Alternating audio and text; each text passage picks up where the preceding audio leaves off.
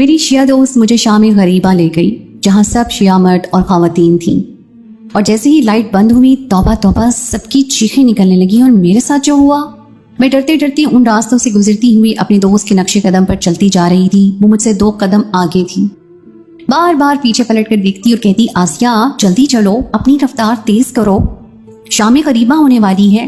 یہ نام ہی کچھ ایسا تھا جسے سن کر میرے وجود میں ایک سنسنی سی دوڑ گئی، پورے وجود میں رونگٹے سے کھڑے ہوئے تھے۔ میں نے خود کو ایک بڑی سیاہ چادر سے ڈھانپ رکھا تھا، اپنا نقاب جو کہ ہاتھوں سے پکڑ رکھا تھا اس پر میری گرفت مزید سخت ہو گئی۔ دل تھا کہ تیز رفتاری سے دھڑکے جا رہا تھا، لب خشک ہو چکے تھے۔ گلی کا موڑ موڑ کر جب ایک کشادہ سڑک کا رخ کیا تو جیسے میرے قدموں کے سارے بھاری پتھر باندھ دیے گئے۔ میرا دل ساکت ہو کر دوبارہ دھڑکا تھا، دل چاہا کہ وہیں سے واپس بھاگ جاؤں، یہاں آ کر میں نے کچھ غلطی تو نہیں کر دی تھی۔ مارے خوف کے میری آنکھوں میں آنسو آ چکے تھے، وجود کی کپ کپی واضح تھی۔ بیک وقت جب دماغ میں آندیاں چل رہی تھیں تبھی اپنے باپ اور بھائی کا چہرہ میرے ذہنوں میں آیا تھا۔ انہیں کس قدر اعتبار تھا مجھ پر، میں تو ان کی عزت تھی، ان کا مان تھی، مگر شام غریبہ میں جا کر نہ جانے میں ایسے ہی واپس لوٹنے والی تھی یا میرا عزت۔ ابھی یہی سوچ دماغ میں آئی تھی کہ کسی نے میرا پتھرایا ہوا وجود اپنی گرفت میں لے کر جھنجھوڑا۔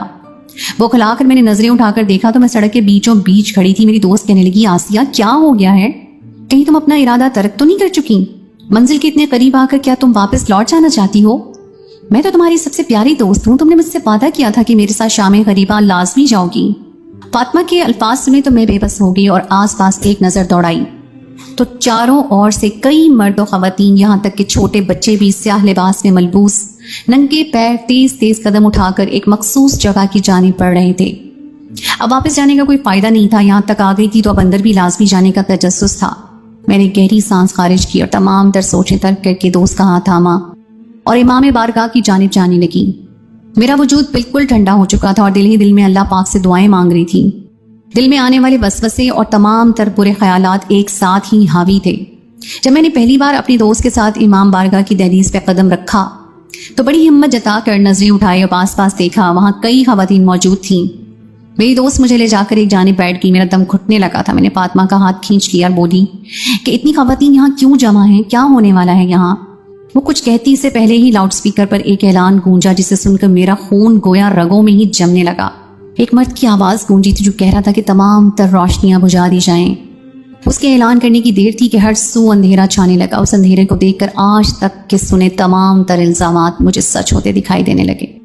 میں نے فاطمہ کے ہاتھ سے اپنا ہاتھ چھڑوانا چاہا تھا کہ وہاں سے بھاگ سکوں، مگر عین اسی وقت کچھ ایسا ہوا کہ میں پتھر کی مورت بنی رہ گئی جب ایک شخص نے، میرا نام آسیہ افتخار ہے، میرا تعلق ایک کٹر سنی گھرانے سے تھا اور میرے ابو محلے میں موجود مسجد کے امام تھے اور میں بھی الحمدللہ ایک حافظ قرآن ہوں۔ میرا ایک ہی اکلوتا بھائی تھا جو کہ اب مسجد میں مؤذن تھا اور شام کو بچوں کو قرآن مجید حفظ کروایا کرتا تھا۔ ہمارا گھرانہ شروع سے ہی انتہائی مذہبی اور صوم و صلات کا پابند تھا۔ میرے خاندان میں سبھی نے سرکاری اسکولوں سے میٹرک تک ہی تعلیم حاصل کی تھی۔ میں چونکہ پڑھائی میں کافی ذہین تھی اور ہر بار ٹاپ کیا تھا، جب میٹرک کا رزلٹ آیا تو ضلع میں اول آئی۔ ابو نے اس روز مسجد میں آنے والی سبھی نمازیوں کو مٹھائی بانٹی تھی۔ میں آگے بھی پڑھنا چاہتی تھی۔ ابو سے جب میں نے خواہش کا اظہار کیا تو وہ سوچ میں پڑ گئی، کہنے لگی کالج یہاں سے کافی دور ہے، تم کیسے جاؤ گی؟ اور بیٹا ہمارے خاندان میں اتنا پڑھنے کا رواج نہیں ہے۔ مگر جب میری آنکھوں سے موٹے موٹے آنسو بہہ کر گالوں پر آئے تو ابو نے مجھے سینے سے لگا لیا اور پڑھائی کی اجازت بھی دے دی۔ وہ دن میری زندگی کا سب سے زیادہ خوشی کا دن تھا۔ میں نے کالج میں داخلہ لے لیا اور دل لگا کر پڑھائی کرنے لگی۔ کالج تھا تو وہاں مختلف مذاہب اور مسالک سے تعلق رکھنے والے لوگ بھی موجود تھے۔ وہاں میری ایک دوستی عائشہ سے ہو گئی جو ہمارے ہی محلے کی ایک لڑکی تھی اور بہت ہی ہنسمکھ اور خوش اخلاق تھی۔ کچھ ہی روز میں ہم پکی سہیلیاں بن گئیں۔ ہماری کلاس میں اگلے بینچ پر ایک نئی لڑکی آ کر بیٹھنے لگی جس کا نام فاطمہ بطول تھا۔ انتہائی نرم گو اور با اخلاق لڑکی تھی۔ میں نے کبھی اسے مخاطب کرنے کی کوشش نہیں کی۔ ایک روز کالج سے چھٹی ہوئی تو شدید گرمی تھی، میرے پاس موجود پانی ختم ہو چکا تھا۔ تبھی فاطمہ نے اپنی بیگ سے بوتل نکالی تو مجھ سے رہا نہ گیا۔ میں اپنا گلاس لے کر اس کے پاس گئی اور بولی کیا تم مجھے تھوڑا سا پانی دے سکتی ہو؟ میرے سوال پر پہلی بار اس نے نظریں اٹھا کر مجھے دیکھا اور وہ کچھ بولتی اس سے پہلے ہی عائشہ نے مجھے بازو سے پکڑ کر پیچھے کیا اور چونک کر کہنے لگی یہ تم کیا کرنے والی تھی، پاگل ہو گئی ہو؟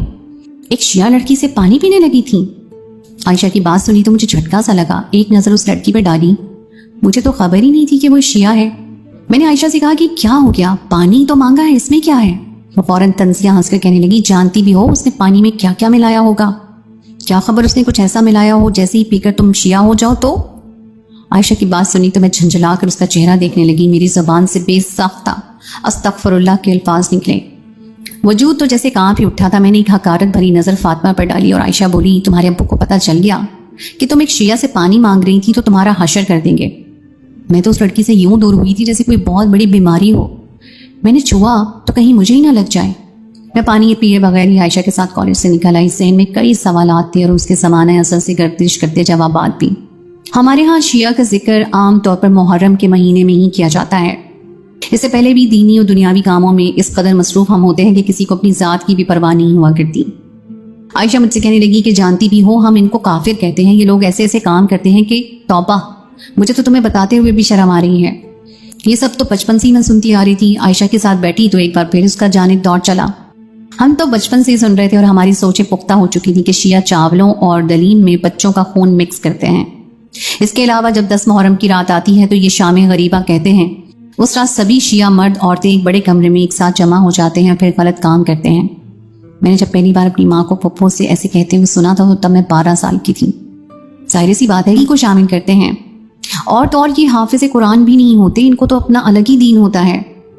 मैंने आयशा की बातें सुनी तो दिल में एक बार फिर नफरत परवान चढ़ने लगी। अगर उस जब मैं कॉलेज गई तो फातिमा मेरी जानिब देख रही थी। मैंने फौरन नजरें चुरा ली और दिल में एक दीवार सी हाइल कर ली। मुझे उससे नफरत होने लगी थी। उसे देखकर एक बार फिर दिल में वो सभी बुरे ख्यालात आने लगे और खुद ब खुद ही नफरत सी पनपने लगी। मुहर्रमुल हराम आने वाला था। जैसे जैसे मुहर्रम के 10 दिन करीब आ रहे थे हमारे यहाँ शियों के खिलाफ बातें और इल्जामात भी पड़ने लगे। अक्सर मैं और आयशा मिलकर फातिमा के खिलाफ तंजिया बातें करती और हंसती रहती, जबकि हमारे आगे बैठी फातिमा हर बात सुनती रहती, बल्कि कभी उसने पलट कर जवाब नहीं दिया था। ना ही उसने जवाब में हमारे अकीदे को बुरा भला कहा था। एक बार तो आयशा कहने लगी कि देखा, सच्ची होती तो जरूर पलट कर जवाब देती, मगर उसके पास कोई जवाब ही नहीं है तो भला ये क्या जवाब दी। इतना सुनना था कि फातिमा पलट कर हमारी जानिब देखने लगी। उसके चेहरे पे मुस्कुराहट आई। वो मुस्कुरा कर कहने लगी, हमारे प्यारे नबी हजरत मोहम्मद सल्लल्लाहु अलैहि वसल्लम ने फरमाया है कि एक आदमी के झूठा होने के लिए यही दलील काफी है कि वो एक बात को सुने और बगैर तस्दीक किए उसको आगे फैलाना शुरू कर दे। फातिमा के मुंह से ये सुनना था, मैं गुंग रह गई। हंसी सिमट चुकी थी और आखिर इसका मतलब क्या था। ये फरमान रसूलुल्लाह सल्लल्लाहु अलैहि वसल्लम का था, जिसमें वो कह रहे थे कि वो शख्स झूठा होता है जो एक बात सुने और बगैर तस्दीक के आगे पहुंचाना शुरू कर दे। तो क्या ये सारी बातें तस्दीक शुदा नहीं थी? दिमाग में एक नई सोच ने जन्म लिया था। मुहर्रम हराम के दिन शुरू हो चुके थे। घर में आकर कुछ पूछती तो अब्बू डांट कर चुप करवा देते और कहते कि तुम इन बातों में दखल मत दो, ये लोग गुमराह हैं और हर वक्त गुमराहियां करते रहते हैं। उनके पास तो न जाने कैसा जादू है, जो शख्स भी इनके साथ रहे उनकी बनाई हुई जगहों पर जाए तो अपना अकीदा ही बदल देता है। कपटदार जो आइंदा के बाद तुमने इनका नाम भी लिया। मैं तो अब्बू से बहुत ही खौफ खाती थी, इसलिए मैंने उन्हें नहीं बताया कि मेरी क्लास में मुझसे आगे ही एक शिया लड़की बैठती है, मगर दिल में तजस्सुस बेचैन किए हुए था। मैं दीन को जानती थी, हाफिज कुरान थी, इसलिए ना जाने क्यों मुझे लगा कि मुझे फातिमा से बात करनी चाहिए, उसके अकीदे को जानना चाहिए, क्योंकि रसूलुल्लाह सल्लल्लाहु अलैहि वसल्लम का फरमान मुझे कई रोज से बेचैन किए हुए था। एक रोज आयशा छुट्टी पर थी तो मैं फातिमा से कहने लगी कि तुमने कुरान मजीद नहीं पढ़ा क्या? मेरी बात सुनकर उसने चौंक कर मेरी जानिब देखा और कहने लगी, क्यों? हम मुसलमान नहीं। मेरी उम्र उस वक्त 5 साल थी जब मैंने पहली मर्तबा कुरान मजीद खत्म किया था। मैंने जब फातिमा की बात सुनी तो गौर से देखने लगी। बोली, तुम लोगों का कुरान तो 40 पारों का होता है ना? मेरी बात सुन के वो मुस्कुराई, कहने लगी कि हमारे प्यारे नबी सल्लल्लाहु अलैहि वसल्लम पर कुरान मजीद जो नाजिल हुआ उसे 30 हिस्सों में बांटा गया और हर हिस्से को पारा कहा जाता है। उसकी बात सुनकर मेरा तजस्सुस मजीद बढ़ता जा रहा था। मैंने कहा, तो तुम क्या एक खुदा को मानती हो? वो सब कुछ बताने लगी कि हाँ, हम एक खुदा को मानते हैं, उसके 1,24,000 अनबिया पर ईमान रखते हैं और यह अकीदा रखते हैं कि जो भी खुदा के साथ किसी को शरीक करे या उसके दीन में रद्दो बदल करे वो काफिर होता है। उसकी बातें जैसे रस खोल रही थी। चंद घंटों में ही फातिमा की जानिब में माइल होने लगी, मगर एकदम से अगर दिमाग उस जानिब से हट ही नहीं रहा था। अगली रोज मैं कॉलेज गई तो आयशा भी आई थी। मैंने उसके सामने तो फातिमा से कोई बात नहीं की, मगर मैं उससे अपनी कैफियत बयान करना चाहती थी। यहाँ तक कि कह भी दिया कि तुमने कल से मुझ पर कैसा जादू कर रखा है कि मुझे कहीं सुकून नहीं मिल रहा। दिल कहता है शाम गरीबा देखूं, मगर दिमाग रोकता है कि तुम बर्बाद हो जाओगी। फातिमा ने मुझे अपने पास बिठाया। हम कैंटीन में थे। उसने मुझे करीब बिठाकर नवासा रसूल सल्लल्लाहु अलैहि वसल्लम के बचपन के वाकयात बताना शुरू कर दिए। मैं जैसे जैसे तसव्वुर कर रही थी मेरी बेचैनियां कम होती जा रही थी। आखिर में फातिमा बोली, 4 दिन बाद 10 मुहर्रम है, तुम मेरे साथ चलना, मैं तुम्हारे मोहल्ले तुम्हें लेने आऊंगी। ना जाने क्यों मैंने जाने की हामी भर ली। दिमाग पर ऐसा सहर दायर था कि मैं इनकार नहीं कर सकी। न जाने कैसा जादू कर दिया था उसने। चंद दिनों में ही मुझ पर कि मैं बस हकीकत अपनी आंख से देखना चाहती थी। 10 मुहर्रम का दिन करीब आ रहा था और हमारे यहाँ कुरान खानी रखी गई और नात की महफिलें सजाई गईं। 10 मुहर्रम का दिन चढ़ा तो मैंने रोज़ा रखा हुआ था, क्योंकि आज के दिन का रोज़ा बड़ा बाबरकत समझा जाता है। मैं शशो पंच में मुब्तला थी, समझ नहीं आ रही थी कि क्या बहाना बनाकर घर से निकलूं। मेरे अब्बू ने तो खास मना कर रखा था कि आज की शाम कोई भी औरत घर से बाहर नहीं निकलेगी। मैंने कुछ सोचा और फिर जिंदगी में पहली दफ़ा अब्बू से झूठ बोलने के लिए आई। अब्बू बैठे थे, मैं कहने लगी कि अब्बू, मेरी दोस्त आयशा के यहाँ कुरान खानी है, इसलिए मुझे खास आने की दावत दी थी, तो क्या मैं उसके यहाँ चली जाऊँ? अब्बू ने ये सुना तो कहने लगे, हाँ वो मेरी एक अजीज़ की बेटी है, इसलिए तुम चली जाओ, भाई तुम्हें रास्ते में छोड़ आएगा और जब वापस आना हो तो मुझे फ़ोन करवा देना। मैंने हाँ में सर हिला दिया और मेरे पास मोबाइल मौजूद था। मैंने फातिमा को कॉल कर दी। मगरिब से कुछ देर पहले भाई मुझे आयशा के घर के पास छोड़कर चले गए। वहाँ फातिमा आ चुकी थी। उसका घर हमारे मोहल्ले से 10 मिनट की दूरी पर था।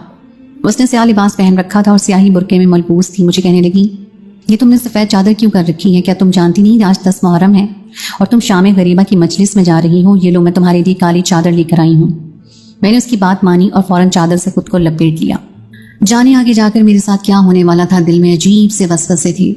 जबकि फातिमा पर सुकून थी, उसने मेरा हाथ थामा और मुझे अपने साथ ले जाने लगी। वो एक शियों का मोहल्ला था जो हमारे मोहल्ले के बाद आता था। हर सू बड़े बड़े बैनर्स लगे हुए थे। कहीं पर लब्बैक या हुसैन लिखा था और कहीं पर नवाज़ रसूल पर सलाम भेजे जा रहे थे। मुझे ले जाने लगी और मेरा वजूद थर थर काँप रहा था।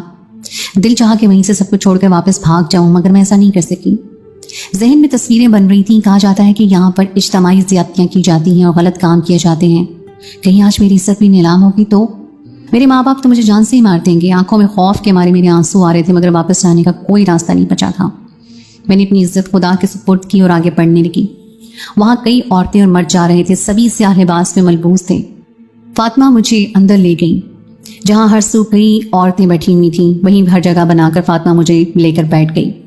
हम सब आगे उसकी अम्मी और बहनें भी बैठी थीं। फातिमा ने मेरा तारुफ करवाया तो बड़ी खुश दिली से मेरा इस्तकबाल करने लगी। मेरा दम वहाँ घुटने लगा था। मैं वहाँ से भाग जाना चाह चुके थे। खैमों को आग लगी तो सब चीखों पुकार बुलंद करती बाहर की जानिब दौड़ी। एक खैमे में इमाम हुसैन के बड़े बेटे मौजूद थे। सैयदा ज़ैनब ने जब अपने भतीजे का खैमा जलते देखा तो बीमार भतीजे को कंधों पर उठाकर बाहर आई ताकि भाई की आखिरी निशानी बचा सकें। कई मस्तूरात और बच्चे इस भगदड़ और आग में जल गए। इमाम हुसैन की 4 साला बेटी बीबी सकीना, जिनके बुरके में आग लग चुकी थी, वो अपने बाबा का नाम लेकर रोती मदद को पुकार रही थी। हर सू खैमों का स्याह धुआं और अंधेरा फैल चुका था। मासूम बच्ची बाबा के पामाल वजूद के पास जाके रोती रही। जख्मी कान दिखाती, जला कुर्ता दिखाकर रोती रही कि बाबा मैं यतीम हो गई हूँ। चिमर ने बालियां छीन ली, खैमे जला दिए। इस मंजर को शाम गरीबा यानी गरीबों की शाम कहा जाता है। और 10 मुहर्रम की ये शाम जब मंजिर कशी तस्वर की जाती है तो रोशनियां बुझा दी जाती हैं ताकि आपका जहन उस पल करबला का मंजर देख सके। मैंने जब ये सुना तो मुझे सभी औरतों को रोता देखकर हैरत तो ये थी कि मेरी आंखों से भी आंसू निकल आए। मैं नवाज़ रसूल पर ढाई मजालिम सुनकर बर्दाश्त नहीं कर सकी। दिल से बेसाख्ता करोड़ों बार दरूद व सलाम उनकी ज़ात के लिए निकले। 30 मिनट तक अंधेरा रहा, फिर रोशनी हो गई। ना मर्द था वहाँ, ना ही 8-9 साल से कम उम्र बच्चे को वहाँ आने की इजाज़त थी। यहाँ तो मर्द व ख़वातीन के बैठने का भी अलग अलग इंतज़ाम था। शाम गरीबा की मजलिस खत्म हुई तो कई हक़ाइक़ मुझ पर आश्कार थे। मैं खुद को पुरसुकून महसूस कर रही थी। रसूलुल्लाह के एक फरमान पर मैंने अमल कर लिया था और यही सीखा कि बगैर तहकीक इल्ज़ाम तराशी करना गलत है और ना ही इस झूठ को फैलाएं जब तक हकीकत आंखों से ना देख लें। फातिमा ने मुझे बेहिफाजत अपनी माँ और भाई के हमरा घर से कुछ दूरी पर छोड़ा। मैं कुछ नहीं बोली। हाँ, मुझे इसे घर